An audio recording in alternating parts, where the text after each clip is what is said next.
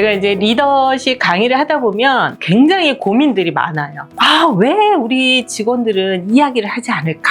질문을 해도 답을 하지 않아요. 이러면서 굉장히 볼멘소리를 하는데, 그러다 보니까 구성원들한테 질문을 했는데 답이 안 나오면 한 1, 20초를 못 기다려요. 그러면서 야 그거 있잖아 그거 이러면서 얘기를 하는데 결국에는 본인이 다 얘기하는 거예요.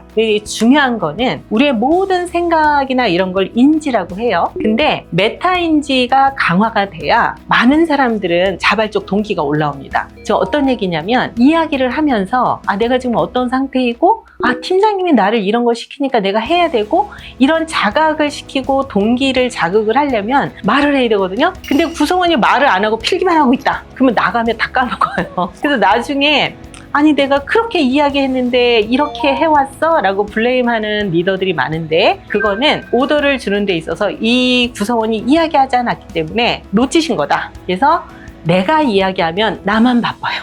나만 막 책무감이 느껴져요. 그래서 그거를 어떻게 해요? 팀원이 이야기할 수 있는 시스템으로 바꿔주셔야 돼요. 그러면 팀원들이 내 앞에서 어떻게 신나게 말을 하게 할 수 있을까? 이거는 그냥 되진 않습니다. 여러분들이 코칭 스킬, 대화의 스킬을 배우셔야 돼요. 그래서 다음번에는 상대가 이야기할 수 있게 하는, 그것도 신나게 이야기할 수 있게 하는 대화의 기술에 대해서 한번 풀어보도록 하겠습니다. 그래서 이제 리더분들이 이런 얘기를 해요. 코치님, 왜 내가 질문하면 팀원들은 이야기를 하지 않을까요? 이렇게 저한테 물어봐요. 그러면 저는 이렇게 합니다. 저한테 질문을 해보세요. 라고 하면 가슴이 막 너무 갑갑해요. 그리고 머리가 아파요. 정말 막 치조당하는 그런 느낌이 들어요. 그게 왜 그러냐? 질문은 품질이 있는 물음이에요. 그건 뭐예요? 상대가 말하고 싶은 그 물음을 던져야 되는데 말하고 싶지 않은 질문을 던지니까 팀원들은 말하고 싶지 않은 거죠. 그래서 예를 들어서 밥 뭐 먹었어? 어제 뭐 했어? 주말에 데이트 잘했어? 이제 이런 질문, 이 뭔가 내가 답을 얻고자 하는 질문은 취조에 가깝다. 그럼 이제 질문을 어떻게 해야 되냐? 그 상대한테 호기심이 있어야 돼. 이 사람한테 물으면 정말 멋진 답이 나올까? 정말 궁금하다. 이런 마음을 가지고 하셔야 돼요. 그래서 팁을 하나 드리자면, 질문을 할 때 어떻게를 넣으면 중상 이상의 질문을 만들 수 있습니다. 그래서 어제 뭐 먹었어? 이거보다 어제 식사는 어땠어? 주말에 뭐 했어? 이거보다 주말은 어떻게 보냈어? 점수 몇 점이야? 이거보다는 학교 생활은 어때? 굉장히 차이가 있죠? 그래서 팀원이 말하게 하는 마법의 부사, 어떻게? 요거를 꼭 활용해 보시기 바랍니다.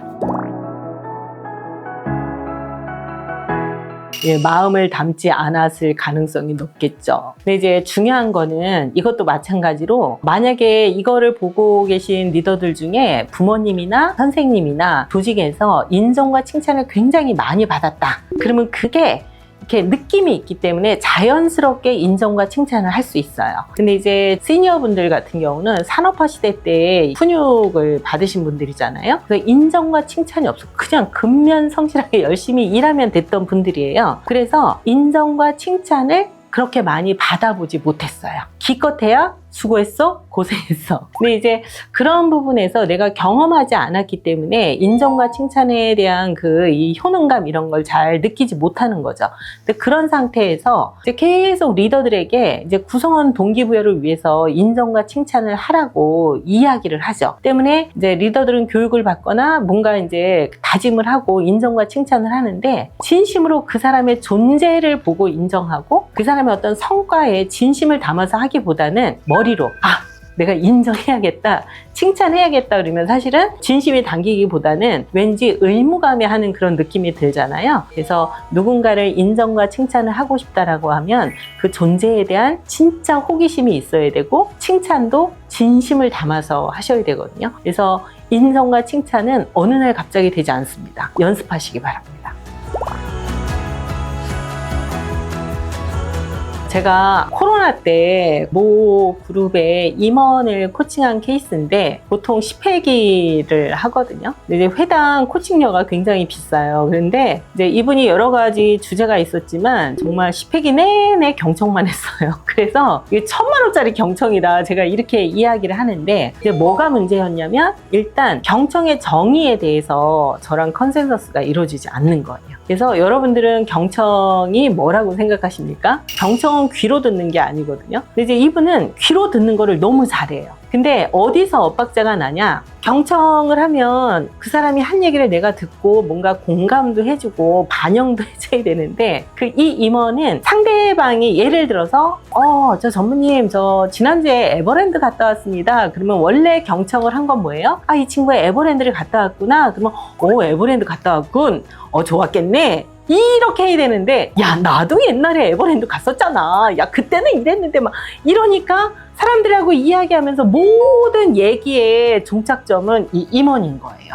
그래서 1시간 회의를 하면 그렇게 다 받아서 내 사례를 얘기하니까 1시간 회의하면 거의 70~80%를 이분이 이야기하죠.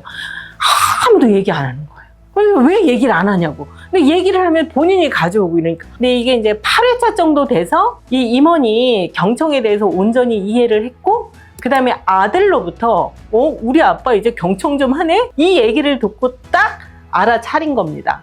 제가 강조한 경청의 의미를. 그래서 경청은 온몸으로 들으셔야 돼요. 그래서 시각적으로, 후각적으로, 청각적으로 다 들으시고 식스센스, 직감까지도 이용해서 온전히 듣고 그래서 좌뇌가 가동되거나 우뇌가 가동되거나 나의 판단이 막 올라오면 경청 안 됩니다. 그래 이제 그렇게 듣고 나서 어떻게 해야 되냐면 그 사람이 한 얘기의 맥락을 잘 잡아서 그거에 대해서 반영해주고 공감해 주셔야 돼요. 그래서 경청은 온몸으로 듣고 입으로 완결하는 거다. 이렇게 말씀드리고 싶습니다. 그래서 경청의 진수를 알 수 있는 복사기 화법 경청 다음 영상에서 준비하도록 하겠습니다.